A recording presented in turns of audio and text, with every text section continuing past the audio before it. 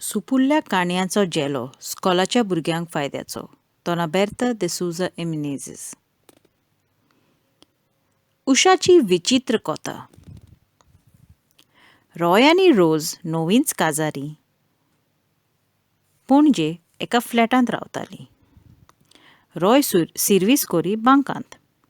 रोज एक बरें शिकलेलें भुरगें. एका म्हयन्यान त्याच बँकान भरती जावपाचें आसलें.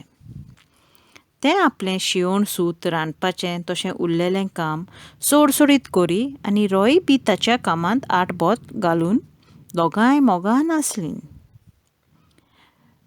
रोज एक दीस घरचो उगडास येवन म्हळें,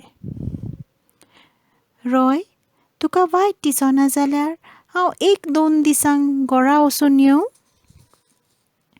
व्हडे खोशेन डार्लिंग, तुका आनीक हांव ना म्हणटा. वेताय 8 दिसांक पासून गेल्यार जाता. मागीर तुका आनीक खूंय वचूंक जातलें. एक पावट सर्विसेक. हें आयकून रोजीन आपल्यो 4 गरजेच्यो वस्तू बॅगांत घालून दुसऱ्याच दिसा सकाळीं रोज रॉयक आब्राश दिवन आनी बाय बाय करीत भायर सरून गेलें. सुमार 2 वरांनी घरा पावना फुडें आवय आनी भाव भयणांक पळोवन ताचे उबाव गेले. आयशिल्ल्यो पयशिल्ल्यो गजाली करून आनी शेजा सामाऱ्यांक मेळून खुशाल जालें. घोव बाबडो हे वाटेन फ्लॅटांत एकसुरो आसलो. एक दीस कसोय गेलोच. आनीक राव नजो जावन बायलेक चीट बरयता. डार्लिंग रोज, म्हाका तुजो खूब उगडास येता आनी कुजनांत वेतोच सगळोच गडबड जाता. रोज ही चीट वाचिना बराबर आयज सायबा भोगो बाबड्याचें म्हणटा. हें आयकून आवय म्हणटा, कितें जालें गो बाय?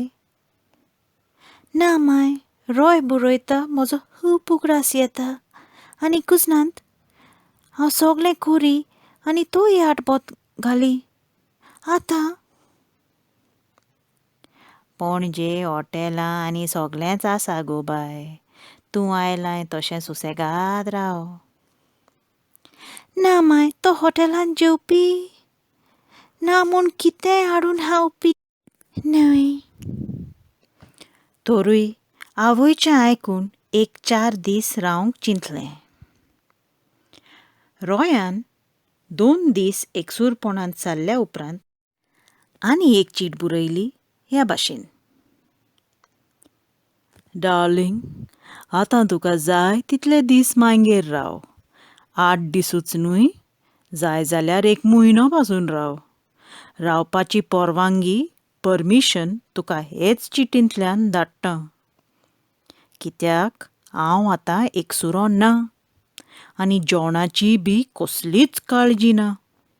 कित्याक घरांत आतां उशा आयला. हांव खोशाल आसां. चीट वाचिना बराबर रोजीच्या दोळ्यांचेर काजुले आयले. तरूय दोळे पुशीत तीच चीट 2-3 पावट वाचल्या उपरांत रोजीक घूं आयली. कितें जालें गो बाय? उदक हाड, सोद मार. समाधान जाल्या उपरांत रोजीन चीट मांयक दाखयली आनी त्याच वेळार न्हेसून भायर सरलें. माय म्हणटा राव, पूण रोज गेलें आनी दोनपार सुमार 1:30 पावून ढो करून दार धाडायलें. घोवान दार उगडटांच, म्हाका बेगीन उशा दाखय. खंय आसा तें उशा? हांव ताका हांगा रावंक कशींच दिवची ना. भायर हाड ताका.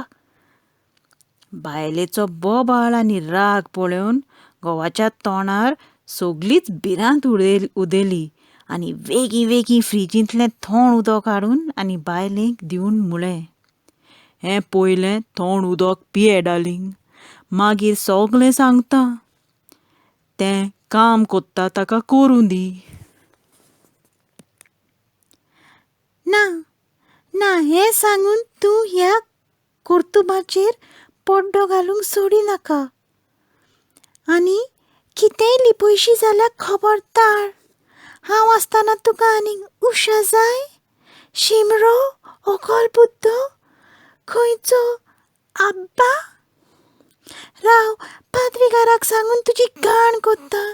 एक म्हयनो जाता थंयच आसा काजाराक आल्तारार कसलें उतर दिल्लें तें बी विचारूंक लायता. अशें बडबडीत रावलें. घोव बाबडो बायलेचो राग तकलेक चडत म्हूण भिवन तिकाच हाताक धरून भितर वता आनी कुजनांत व्हरून फुगांचेर बोट दाखोवन म्हणटा, ओ पोले डार्लिंग, काय बरो Usha pressure cooker.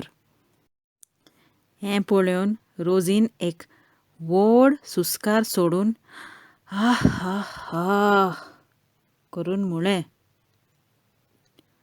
I my darling rose, I love you so much. I am very sorry, darling. हाय म्हज्या मोगाल रॉय, हांव तुजो चड आनी चड मोग कोत्ता. म्हाका गुन्यांव बुगूस. आनी एकामेकाक वेंग मारून हो रागाचो उजो एका खिणा मदें पालवता.